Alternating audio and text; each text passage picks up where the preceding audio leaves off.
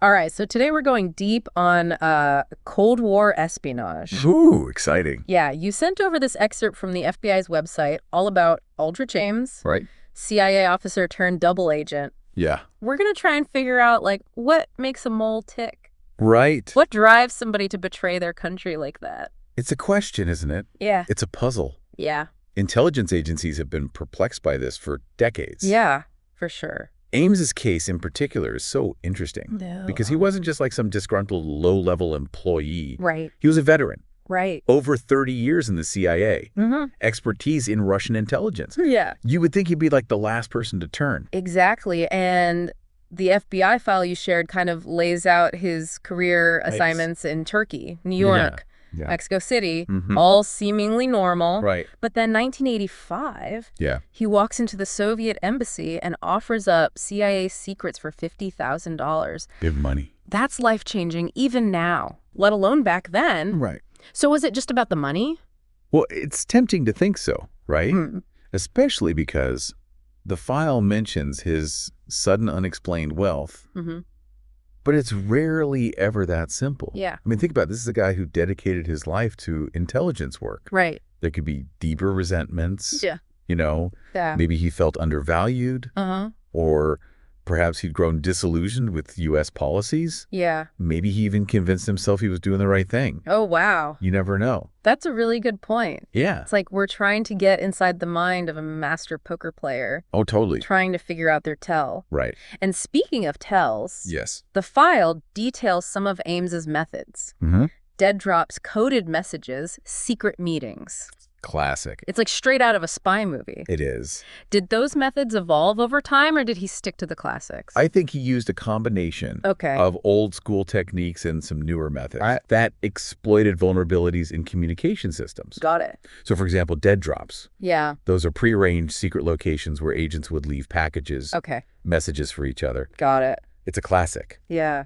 But it's risky if you're not careful. Oh, for sure. Yeah. Okay, so how did he use those dead drops? Okay, so Like, it sounds nerve-wracking. it does. I was thinking about it. Oh, totally. Imagine this.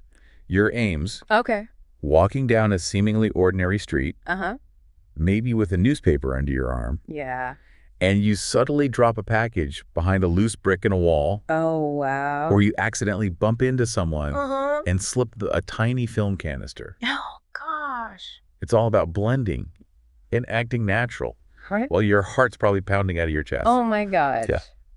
I can see why they call it a dead drop. Right. It's all about being invisible, leaving no trace. Exactly. But what about the coded messages? Right. How did he manage to get those past CIA scrutiny?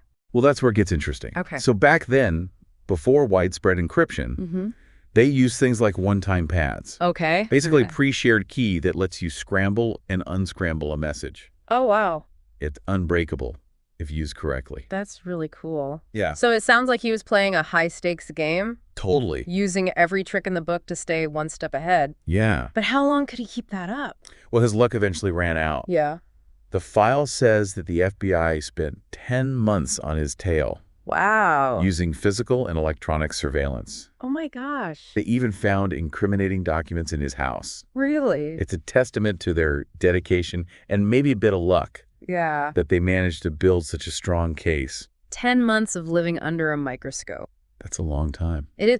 But how did they even get on his trail in the first place? Right? It's not like he was posting selfies with stacks of cash. No, but remember the file mentions unexplained wealth. Oh, right, right. So someone noticed his sudden lavish lifestyle. Yeah, New cars, expensive vacations, a renovated house. right. Things that didn't quite add up with a CIA officer's salary. Yeah. That's what initially sparked the investigation. So even in the world of spies, it's the little things that can trip you up. Totally. But let's not forget about the human costs of his betrayal. Right. The file mentions that Ames compromised CIA and FBI assets, leading to arrests and even executions. Yeah, it's crazy, right? Yeah. Yeah, it really is a stark reminder that espionage isn't some abstract game. Right. It has real-world consequences. Yeah. And in Ames's case, those consequences were devastating. Absolutely. People lost their lives because of his actions. Yeah, it's a heavy thought to carry. It is. Knowing that the information he traded had such a direct impact on others. Right. The file doesn't go into much detail, but I imagine those debriefings after his arrest must have been intense. Oh, I'm sure. What kind of information did he reveal? And how did it help the intelligence community kind of understand the scope of the damage? Well, you're right. Those debriefings are crucial. Yeah. Imagine trying to piece together a puzzle where some of the pieces are missing. Right. And the picture you're trying to form is one of betrayal and loss. Yeah. Ames provided names, dates, locations, the nitty-gritty details of his operations. Wow. He also revealed the intelligence he had compromised, allowing the CIA and FBI to assess the extent of the damage and take steps to mitigate further risks. It must have been like pulling teeth getting that information from him. I would imagine so. Did he show any remorse during those debriefings, or was it purely transactional? It's hard to say for sure. Yeah. Some reports suggest he was cooperative. Okay. Perhaps even relieved to get it off his chest. Right. Others paint a picture of a man who was detached, almost clinical in his descriptions of his actions. Wow. But regardless of his demeanor, the information he provided was invaluable in helping the intelligence community understand his methods, his motivations, and the extent of his betrayal. It makes me think about the psychology of a mole. Right. What kind of mental gymnastics must someone go through to justify such a betrayal? Totally. Is it purely about the money, or is there something more at play? That's the million-dollar question, isn't it? Yeah. And there's no easy answer. Right. Some experts believe that financial gain is the primary motivator, especially in cases like Ames, where there's evidence of a lavish lifestyle. Right. But others argue that it's often more complicated than that. I mean, he was risking everything. He was. His career, his freedom, even his life. You'd think there had to be more to it than just wanting a bigger house or a fancier car. Exactly. Some psychologists suggest that moles might be driven by a sense of resentment or a need for recognition. Perhaps they feel overlooked or undervalued in their work. Yeah. And espionage offers a way to strike back or prove their worth. It's almost like they're seeking validation from the enemy. Right. Which is pretty messed up when you think about it. It is. But what about ideology? Sure. Could someone like Ames have genuinely believed that he was working for a greater good? Yeah. Even if it meant betraying his country? It's possible. Okay. The Cold War was a clash of ideologies. Right. And there were individuals on both sides who believed that their system was superior, even morally justifiable. Right. It's conceivable that someone like Ames, despite working for the CIA, could have developed sympathies for the Soviet Union or become disillusioned with U.S. policies. So you're saying there could be a genuine belief, however twisted, that they're serving a higher purpose. Yeah. That's a scary thought, that someone could be so convinced of their own righteousness that they're willing to betray everything they've ever known. It's a complex issue, and there's no one-size-fits-all explanation. Yeah. But one thing is for sure, espionage often attracts individuals who are intelligent, resourceful, and capable of compartmentalizing their actions. They're masters of deception, able to live double lives and maintain a facade of normalcy while secretly working against their own country. It's like they're living in a constant state of cognitive dissonance. Yeah. Balancing two completely opposing realities in their minds. Right. And speaking of opposing realities, the FBI file you shared mentions other moles who were uncovered after Ames. It makes you wonder how many more are out there operating in the shadows undetected. That's the unsettling reality of espionage. You never know for sure who you can trust. Right. It's a constant cat-and-mouse game. Yeah. With intelligence agencies working tirelessly to identify and neutralize potential threats from within. So even after catching a high-profile mole like Ames, the work never really ends. Never. There's always another potential threat lurking around the corner. Always. It makes me wonder, what steps did the intelligence community take after Ames to try to prevent something like this from happening again? Well, they implemented a number of reforms. Including stricter background checks. Increased internal monitoring. And a renewed emphasis on counterintelligence training. So it's not just about catching the moles. Right. It's about trying to understand the mindset, the motivations, the vulnerabilities that might lead someone down that path in the first place. Exactly. It's about recognizing that espionage isn't just about stolen secrets. Yeah. It's about exploiting human weaknesses. about playing on people's greed, their resentments, their ideologies. Right. And as long as those vulnerabilities exist, the threat of espionage will remain a constant shadow in the world of intelligence. It's a chilling thought. It is. Yeah, it is a chilling thought. Like, even with all the safeguards and counterintelligence measures in place, there's always the possibility of another Ames slipping through the cracks. Yeah. The file you sent over mentions a few others. It does. Harold Nicholson, Earl Pitts, Robert Hansen. Right. Each case is unique, but all driven by that same dark impulse to betray. Yeah.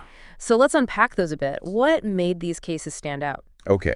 Well, if we start with Harold Nicholson, Okay. his case emerged just a few years after Ames. Uh-huh. He was a high-ranking CIA officer, Okay. also spying for the Russians. Wow. What's striking is that even after the massive fallout from Ames, the vulnerabilities are still there. Right. Nicholson, like Ames, seemed to be driven primarily by greed, Okay. using the money he got to fund a lifestyle way beyond his means. So another case of the classic money trap. Basically. It makes you wonder, though, like, how much is enough? Right. At what point does the risk outweigh the reward? That's the enigma, isn't it? Yeah. For some, it seems like there's never enough. Yeah. They get a taste of the money, the power, the pull of deception, Right. and it just becomes an addiction. Wow. But for others, it might be more of a slow burn. Okay. A gradual erosion of loyalty driven by resentment ideology. Right. Or maybe even just like a misguided sense of adventure. It's a slippery slope, that's for sure. It is. What about Earl Pitts? His name's not as well known. Right. But his case was significant in its own right. Yeah. What made his story different? Well, Pitts was an FBI agent. Oh, wow. Which adds another layer of complexity. Right. He actually offered his services to the Soviets and later to Russia. Okay. Back in the 80s. Wow. What's fascinating is that he was caught in 96. Okay. Primarily due to his own mistakes. What kind of mistakes? Sloppy tradecraft. Yeah. Leaving a trail that the FBI was able to follow. Oh, wow. So it really highlights the importance of vigilance. Yeah. Not just from external threats, but also from within the ranks. It's like that saying, the enemy of my enemy is my friend. Right.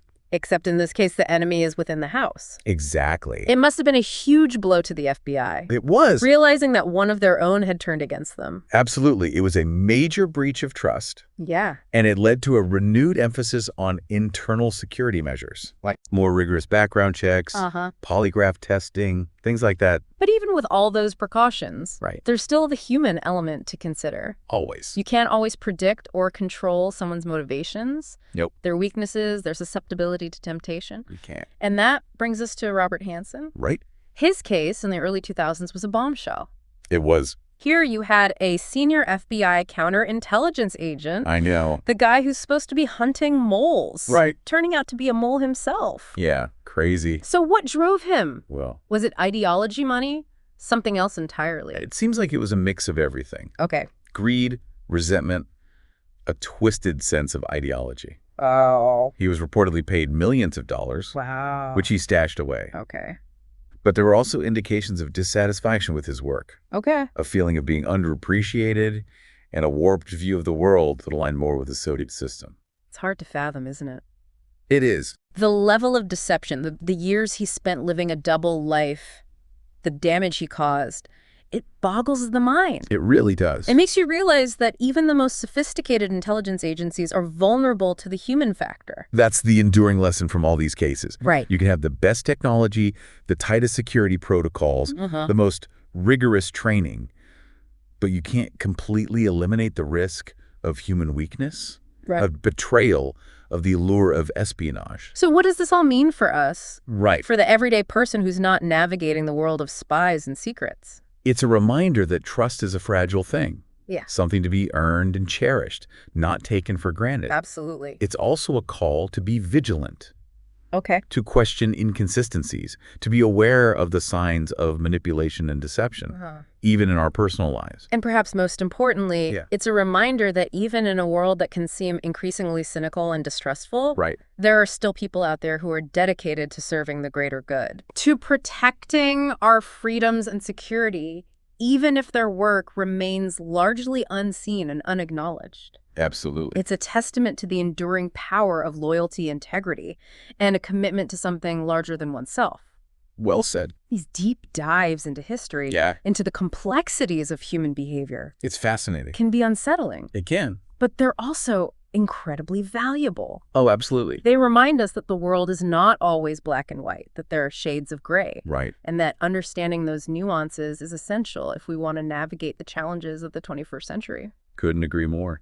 And on that note, I think we've reached the end of our deep dive into the world of Aldrich Ames and the enduring allure of espionage. It's been a journey. It has been a fascinating, albeit chilling journey. It has. Until next time, keep exploring, keep questioning, and keep diving deep.